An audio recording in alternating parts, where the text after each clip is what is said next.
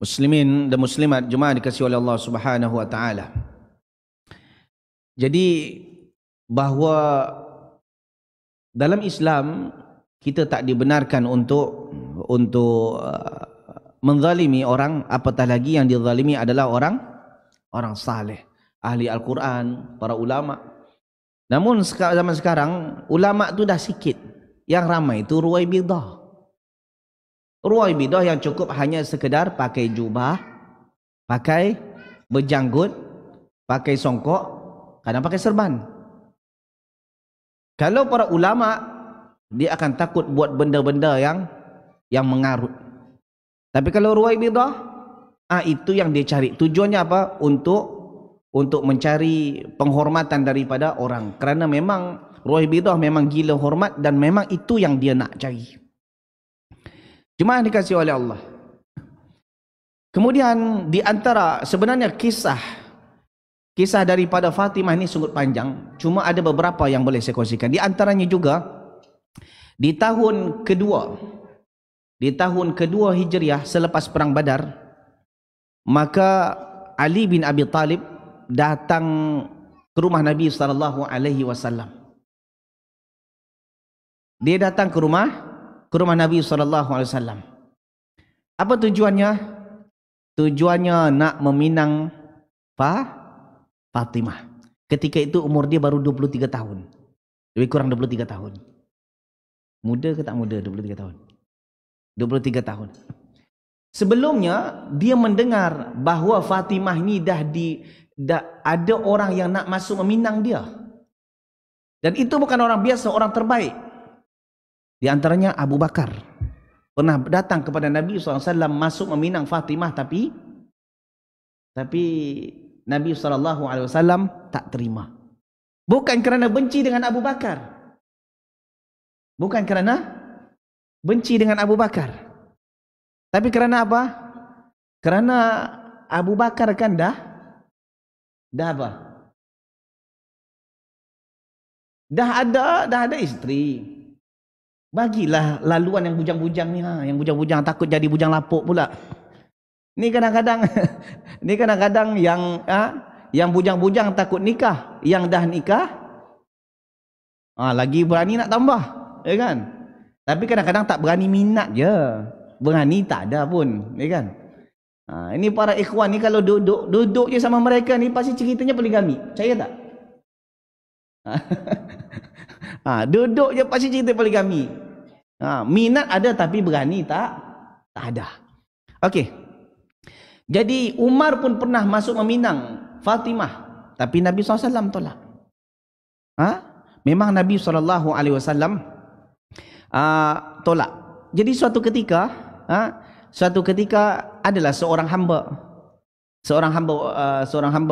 wanita, dia cakap dengan Ali, kau dah ada orang masuk minang Fatimah, cubalah kau masuk minang Fatimah.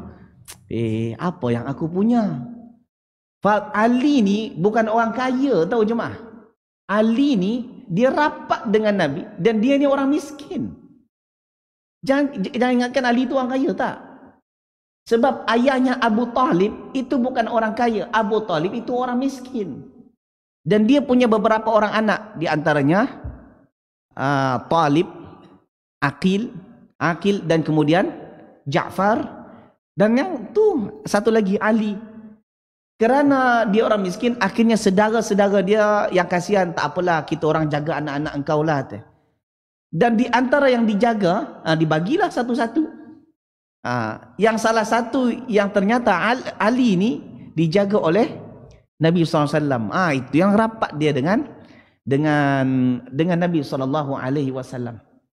Datang masuk meminang Fatimah, tapi dalam keadaan tak ada apa pun.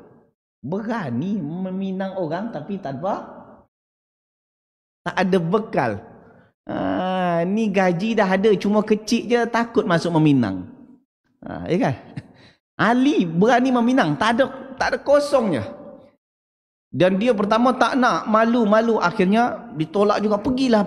Akhirnya si Ali pun datang, jumpa Nabi, sampai-sampai dia katakan bahawa Ali ni tersepit mulut dia nak cakap. Bayangkan jemaah, kosong, duit tak ada, harta tak ada, masuk meminang. Bukan orang biasa ni, meminang anak Nabi. Luar biasa. Masuk meminang anak Nabi dalam keadaan miskin. Tapi dia tanya, dia sampai ke pertama dia datang dengan baik-baik, cuma sampai di depan Nabi SAW dia tak boleh bercakap, tersepit lidahnya. Tapi Nabi SAW dah faham. Nabi SAW dah faham. Jadi ketika itu dia tanya, engkau datang sini nak meminang Fatimah ke? Dah tahu ke mana, dah tahu arahnya. Dah tahu arahnya kalau dia nak masuk meminang Fatimah. Lepas tu, apa yang kau punya untuk menghalalkan Fatimah? Tak ada ya Rasulullah. Akhirnya apa? Diingatkan balik oleh Nabi SAW. Bukankah engkau dulu pernah aku bagi? Ada baju besi pernah aku bagi pada engkau? Itu masih ada ke tak? Masih. Baru teringat dia. Jadikan itu sebagai mahar. Maka Nabi SAW lepas tu tanya kepada anaknya, kepada Fatimah. Tu si Ali datang nak masuk minang kau. Macam mana? Si Fatimah senyum-senyum, diam. Sukutuha alamatur ridha. Anak dara ni kalau dipinang, lepas tu dia diam, senyum-senyum, menandakan dia redha. Tapi kalau janda, dia ada power untuk balas. Ada orang nak masuk minang. Siapa? Si fulan. Tak, aku tak minat. Dia ada. Tapi itu janda. Tapi kalau seandainya anak dara, tak. Dia sukutuha alamatur ridha. Diamnya itu tanda redha. Akhirnya Nabi SAW menikahkan siapa? Menikahkan Ali bin Abi Talib dengan putrinya Fatimah hanya dengan mahar berapa? Baju besi. Yang lainnya tak ada. Itu je yang ada dia. Bayangkan jemaah, kalau ada orang masuk meminang anak jemaah, hanya itu je. Kau ada apa? Tak ada apa-apa. Ada dompet ni pun, isi dompetnya pun tak berapa banyak. Tengok berapa isinya. Adalah RM10,000 adanya. Agaknya jemaah terima tak? Tunggu dulu. Cinta ni bukan apa, nikah ni bukannya sekedar cinta I love you, you love me. Pasti itu kan. Tengok bagaimana Nabi SAW. Nabi tak mempersukar calon menantu dia. Ini pengajaran untuk kita jemaah. Semua kan bapak-bapak ni pasti ada anak dara kan. Kalau Nabi SAW sabdakan, idza ja'akum man tardawna dinahu wa khuluquhu fazawwijuhu. Kata Nabi SAW, apabila datang kepada kalian orang yang agamanya bagus, akhlaknya bagus, maka nikahkan dengan dia. Nikahkan anak kau dengan dia. Jangan sampai illa taf'alu takun fitnatun fil ard wa fasadun kabir. Kalau engkau tak nikahkan, habis nanti akan berlaku fitnah yang besar, kerosakan yang besar selepas itu. Jadi kalau ada orang saleh yang masuk meminang anak kita, orang saleh agamanya akhlaknya bagus, masuk minang kita, terima. Kalau tak, bimbang akan berlaku kerosakan selepas tu. Ini pengajaran untuk kita. Yang kedua, jemaah, bagaimana Nabi SAW dia tak mempersukar calon menantu dia. Ni kadang-kadang segelintir kita mempersusah calon menantu. Kena ada A, kena ada I, ada ni, semuanya kena ada. Kalau boleh perlu mahar maharnya sekian M, kena ada rumah, ada kenderaan. Apa benda ni? Tak boleh menyusahkan calon pengantin, tak boleh menyusahkan calon menantu, dan juga tak boleh menyusahkan orang lain. Ketika buat kenduri, jangan sampai tutup jalan demi kenduri kita. Dan ini banyak berlaku di tengah masyarakat kita.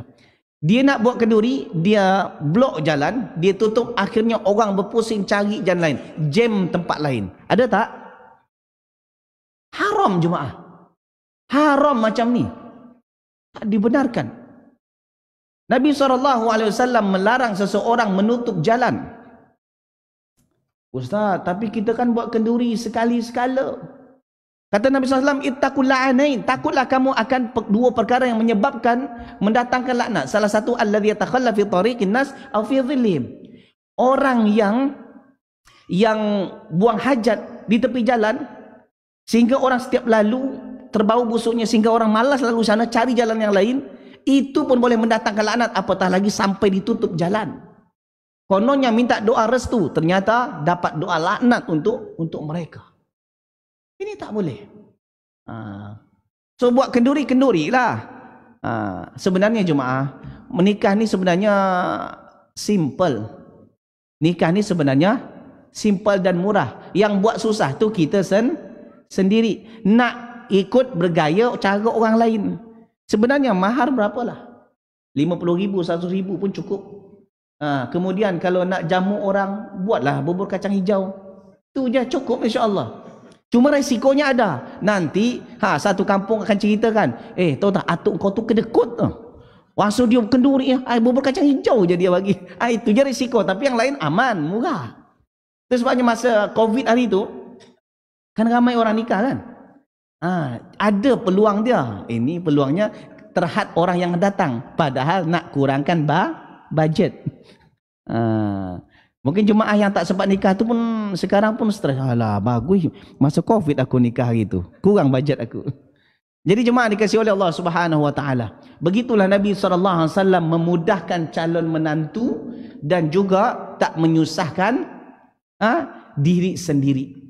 Dan Nabi SAW ketika Ali dan Fatimah menikah, dia bukan tinggal sekali dengan Nabi SAW, tapi dia tinggal bersebelahan dengan Nabi. Dia di rumah sendiri. Dan dalam keadaan yang sangat susah. Saya rasa di antara kita semua ketika kita menikah, ni semua dah nikah ni belum?